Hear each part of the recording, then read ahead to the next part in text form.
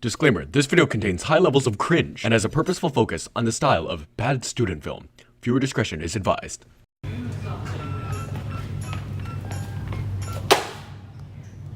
Fahrenheit 451. It's a book we've all come to love. Tolerate. But love.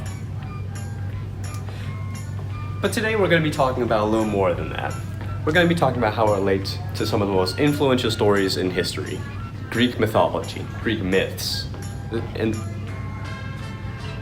David, pick it up. Okay, so it's a story that we've all come to love. Yeah, who can't love it? It has themes such as censorship and fire and drama and death and censorship and fire and drama and death and censorship and fire and drama and death and censorship and drama. Is he always like that? Yeah, pretty much. Alright, let's continue. Alright, so let's start off with a story that I'm sure you're all at least familiar with. Icarus. Is he alright? Censorship and fire and drama and death. Once upon a time, there was an inventor who created wax wings in order to escape a maze. This man brought along his son, Icarus. But while they were flying, Icarus flew too close to the sun. Daedalus looked at his son with a furious rage.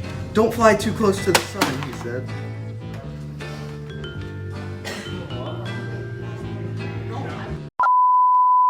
Hello, I am the cringe detector and corrector for school, also known as the CDCS. I have detected high levels of unintelligence and cringe within this video, so I will do my best to make this video better and less cringy.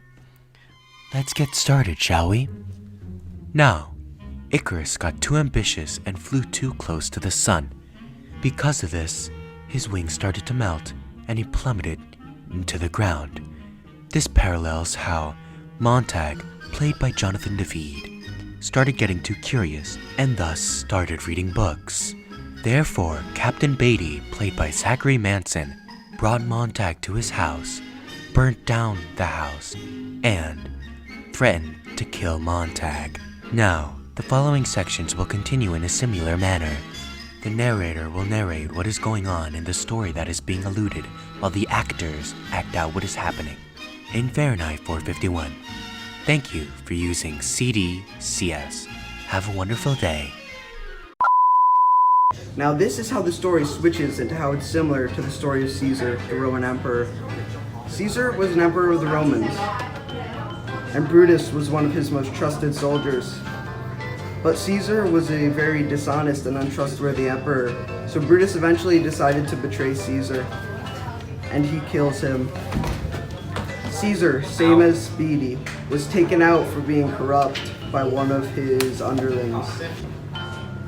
Our final story was the story of Cassius. Cassius, We got one chance at this and you're gonna mess it up? Okay? Give me that. I forgot. Sorry. Cassius was the man who manipulated Brutus into killing Caesar, which parallels Montag and Beatty respectively. Cassius convinces Brutus into thinking that the Roman people were concerned with Caesar's power. This is mirrored in how Faber convinces Montag to rebel and eventually kills Beatty, which parallels Cassius, Brutus, and Caesar respectively. This is roughly the same plot of killing Caesar. Cassius convinces Brutus to do it himself because he had no confidence, just as Faber needs Montag to do the work because he is too old and afraid of the government. So as you can see, even some of the most influential stories of the 1900s, some of the most influential stories in our education today, take influence from old stories from Greek mythology. For example, Caesar, Icarus, Cassius, all of these have had some form of influence on Ray Bradbury's depiction of a dystopian society.